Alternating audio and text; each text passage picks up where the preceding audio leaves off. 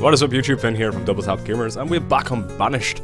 So, you seem to enjoy the first episode, which is awesome, and what I decided to do, we're going to continue progressing through this game. We're going to finish off all the tutorials first, so we know the ins and outs, and that'll be covered over a couple of episodes, because I believe we've got survival to do now, food production and trade. So basically getting started was episode 1, survival will be episode 2, food and production episode 3, trade episode 4, then we'll jump straight into the game on our own demise, and we will basically take it from there, and we'll continue the episodes. I don't know what the end goal is behind this. I just think you just got to kind of build and expand.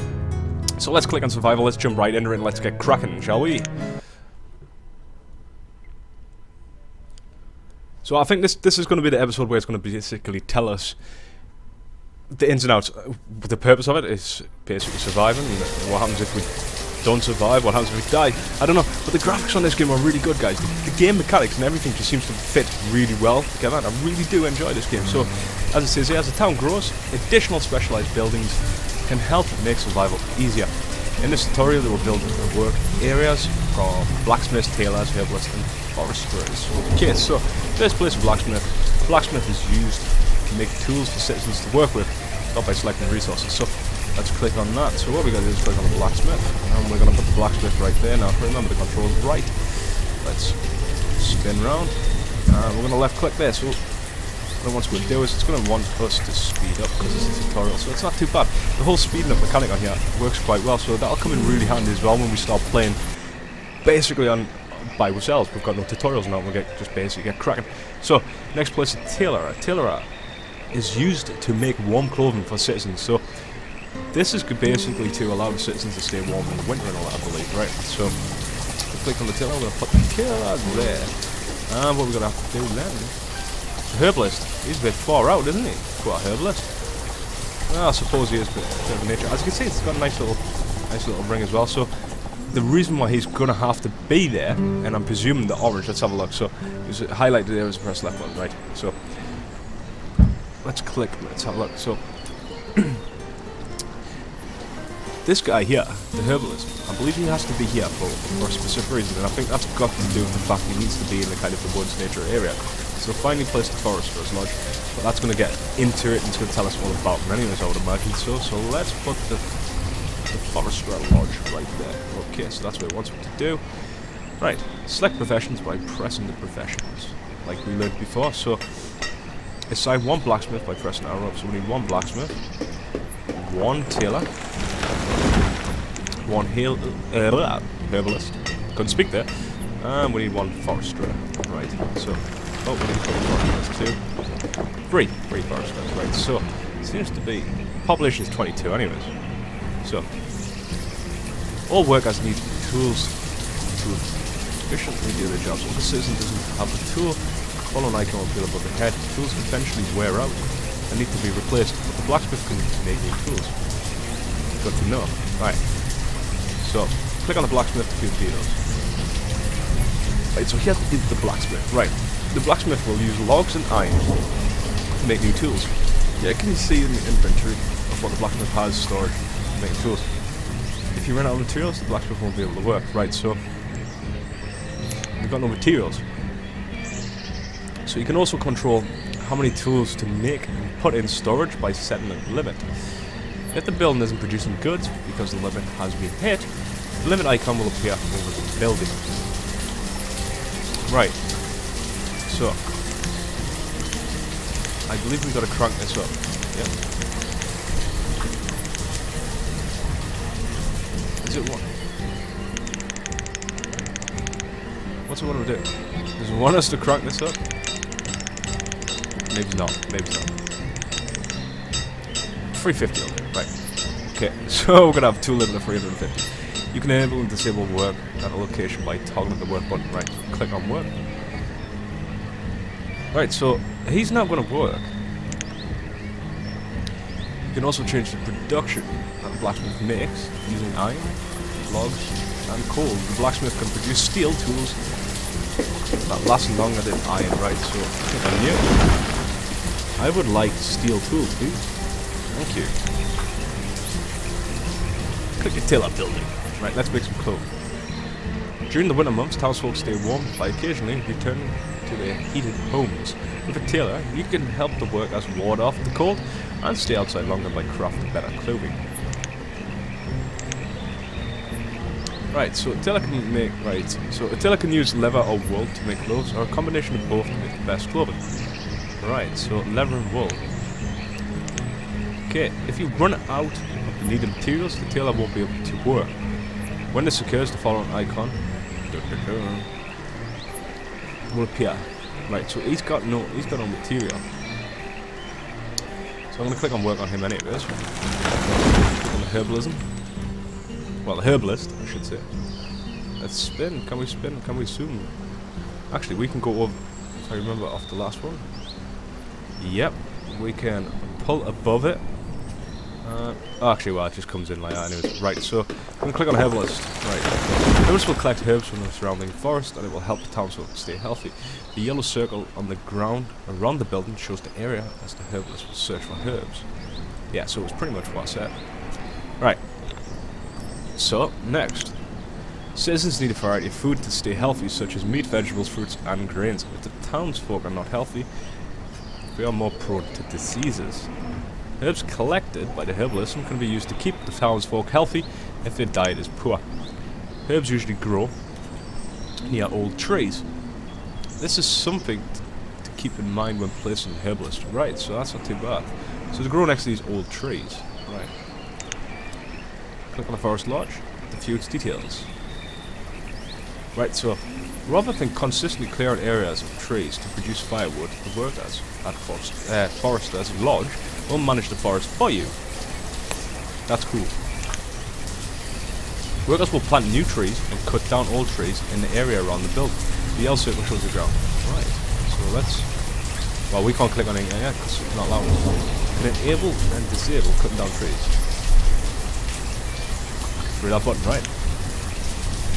And you can also enable and disable planting the trees. No problem. Foresters will also remove rock and ore that is in their work area to make room for more trees to be planted. So this game seems really kind of sophisticated, guys. Which is pretty good because it's always something we can kind of look into, to be fair. I kind of like that. By using these builds, you can make sure the citizens have tools, warm clothes, for the winter, good health, and replenish forests. Press next to play the next tutorial. It focuses on food production. Press quick to return to the main menu.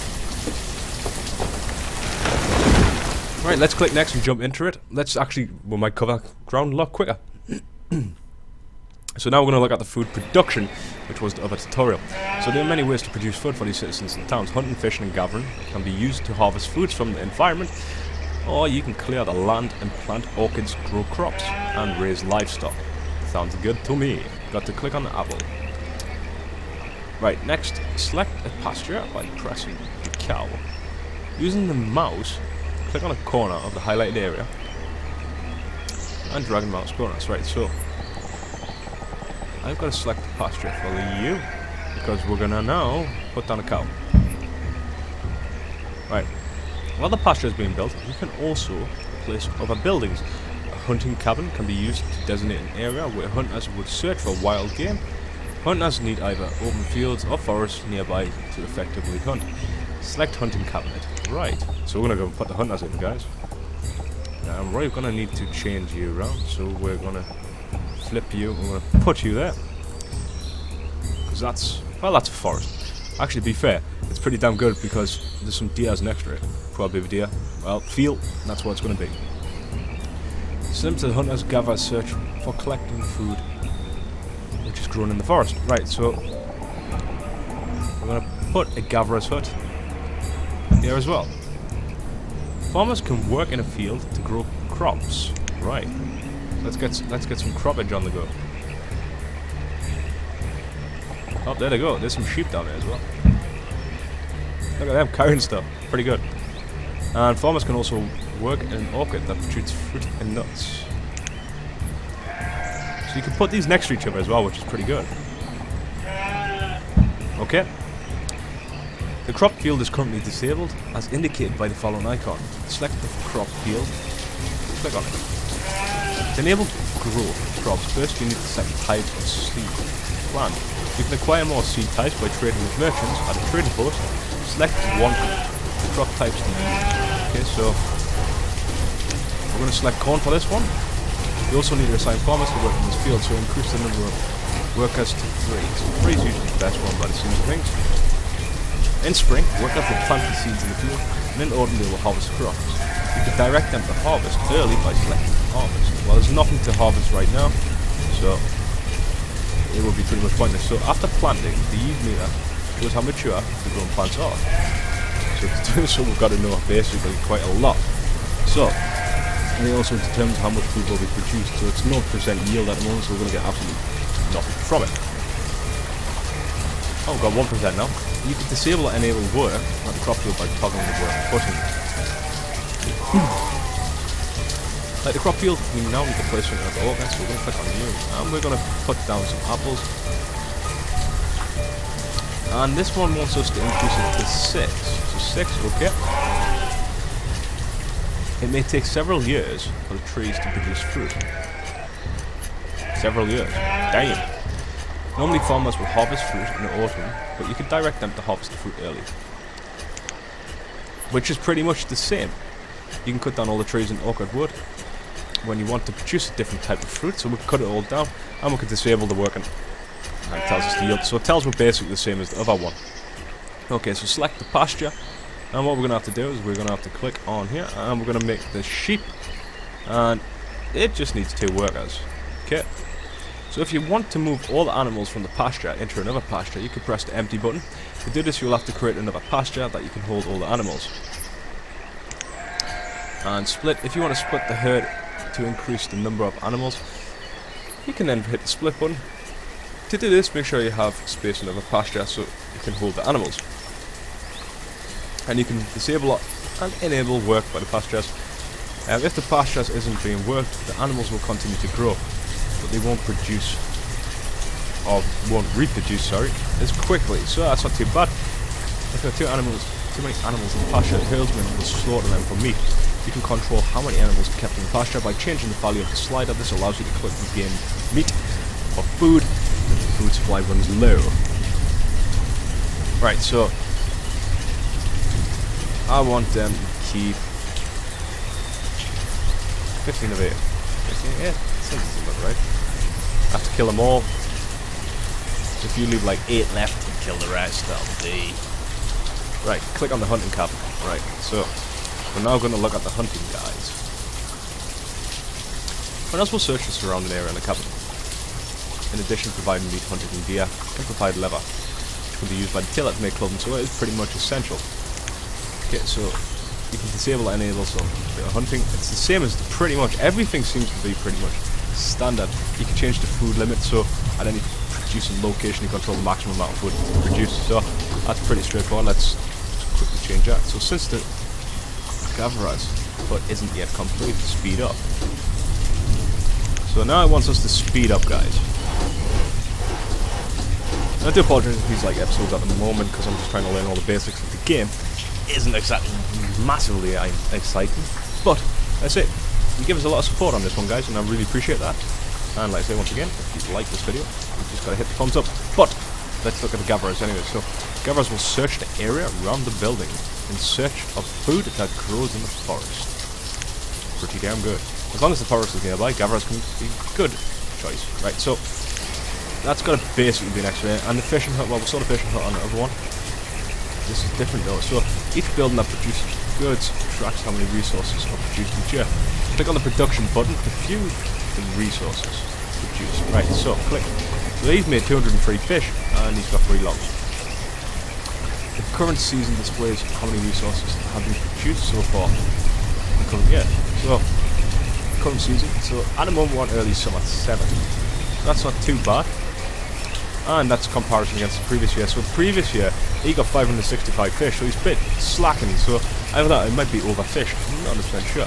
So, as the population grows, you'll need to expand food production to keep the citizens from starving. Producing a variety of food types will help keep the citizens happy and healthy. And that is basically that. Okay, so this has been episode 2. Hope you enjoyed. Like I said, we're just covering the basics. the next episode we're going to finish off the tutorial and jump into our first live game, which is going to be awesome. I'm looking forward to that. But this game is really good, guys. And like I said, keep showing the support, really appreciate it. And until next time, hit the like button and see you later.